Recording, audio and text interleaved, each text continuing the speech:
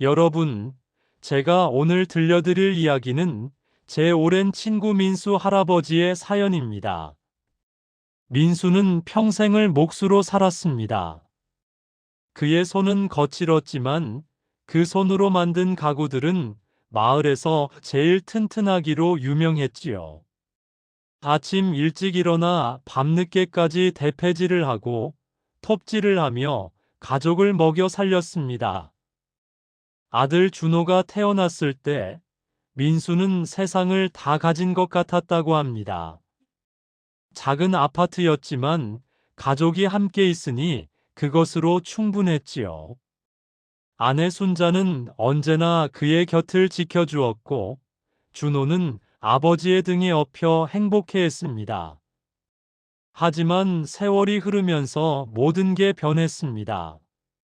준호가 대학을 졸업하고 직장을 다니기 시작하면서부터였습니다. 명절에도 얼굴 보기 힘들어지더니 어느 날부터 집에 오면 아버지를 피하기 시작했습니다. 민수의 거친 손, 페인트 묻은 작업복, 투박한 말투. 그 모든 것이 준호에게는 부끄러움이 되어버렸던 거지요. 아버지, 이제 좀 쉬셔야죠. 나이도 있으신데. 준호의 말은 겉으로는 효심처럼 들렸지만 민수는 알았습니다. 아들이 자신을 멀리하고 싶어 한다는 것을, 친구들 앞에서 목수인 아버지를 소개하기 싫어한다는 것을.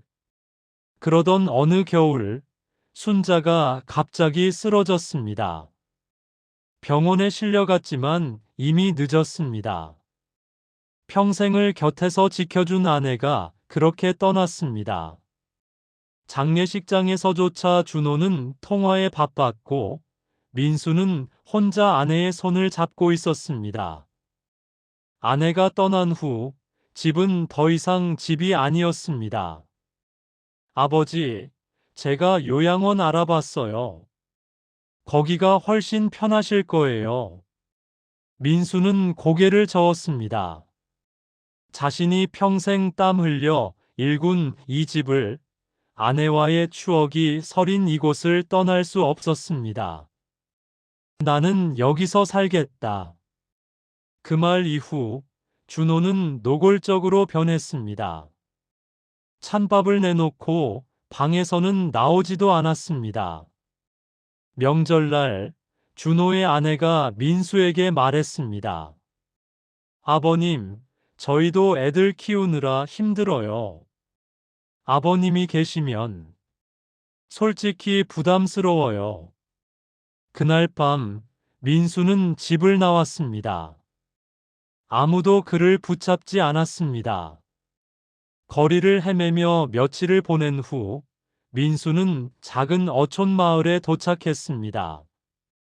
그곳에서 낡은 배 한 척을 발견했고 어쩌면 바다 너머에 새로운 삶이 있을지 모른다는 희망으로 노를 저었습니다. 하지만 바다는 냉정했습니다. 풍랑이 일었고 배는 뒤집혔습니다. 정신을 차렸을 때 민수는 작은 무인도 해변에 쓰러져 있었습니다. 처음 며칠은 죽고 싶었다고 합니다. 하지만 몸은 본능적으로 움직였습니다. 목수의 손은 섬에서도 쓸모가 있었습니다. 나뭇가지로 움막을 짓고 돌로 물고기를 잡는 함정을 만들었습니다. 이상하게도 그렇게 살아가면서 민수는 처음으로 평화를 느꼈습니다. 세상에게 버림받았지만 이곳에는 그를 무시하는 사람도 짐처럼 여기는 사람도 없었습니다. 파도 소리가 자장가였고 새들이 친구였습니다. 목수로 살면서 한 번도 느껴보지 못한 자유가 있었습니다. 그렇게 계절이 두 번 바뀌었을 무렵이었습니다. 해변에서 쓰러진 남자를 발견했습니다. 젊은 남자였는데 옷차림으로 보아 배에서 떨어진 것 같았습니다. 민수는 그를 움막으로 옮겨 간호했습니다. 약초를 찾아 상처를 씻기고 물고기 국물을 먹였습니다. 며칠 후 남자가 눈을 떴습니다. 여기가 어디죠? 무인도야. 자네도 표류한 건가? 남자는 고개를 끄덕였습니다. 그리고 민수의 얼굴을 빤히 바라보았습니다. 어딘가 익숙한 듯한 눈빛이었습니다. 혹시 성함이 민수라네. 그 순간 남자의 얼굴이 창백해졌습니다. 그리고 떨리는 목소리로 물었습니다.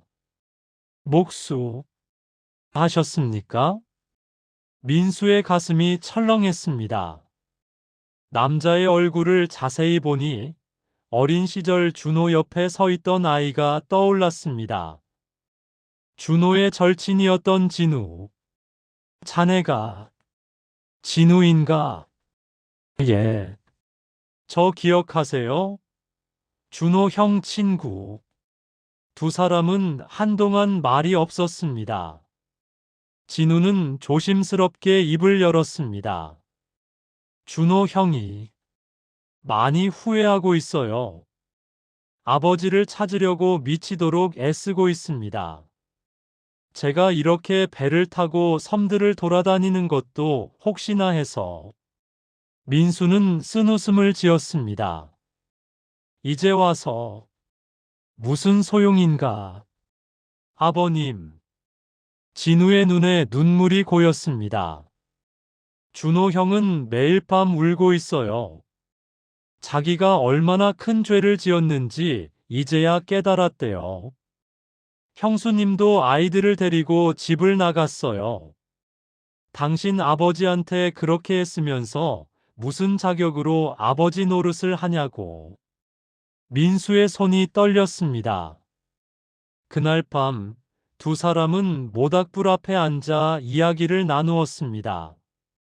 진우는 준호가 아버지를 찾아 헤매는 이야기를, 자신이 얼마나 무너져 있는지를 들려주었습니다.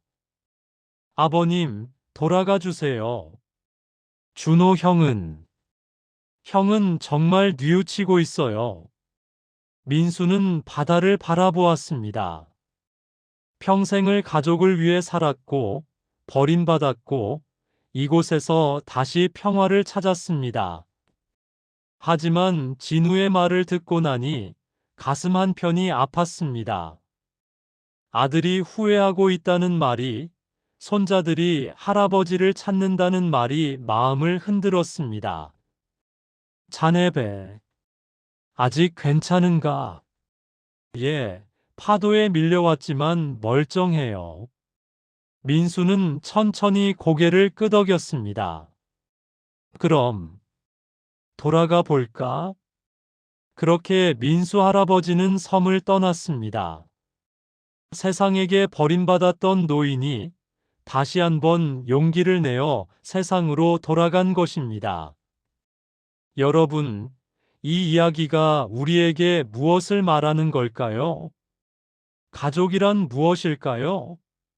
버림받은 사람도 다시 용서할 수 있을까요? 민수 할아버지는 제게 말했습니다. 세상이 날 버렸어도 난 아직 사람이야. 용서는 버림받은 사람이 자기 자신을 위해 하는 거라네.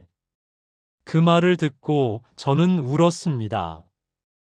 여러분도 혹시 누군가에게 버림받았다고 느끼신다면 민수 할아버지의 이야기를 기억해 주세요. 섬에서도 바다에서도 어디에서든 우리는 다시 일어설 수 있습니다. 그리고 용서는 남을 위한 게 아니라 나 자신을 위한 것입니다. 구독과 좋아요는 민수 할아버님의 용기 있는 이야기가 더 많은 분들에게 닿을 수 있도록 큰 힘이 됩니다.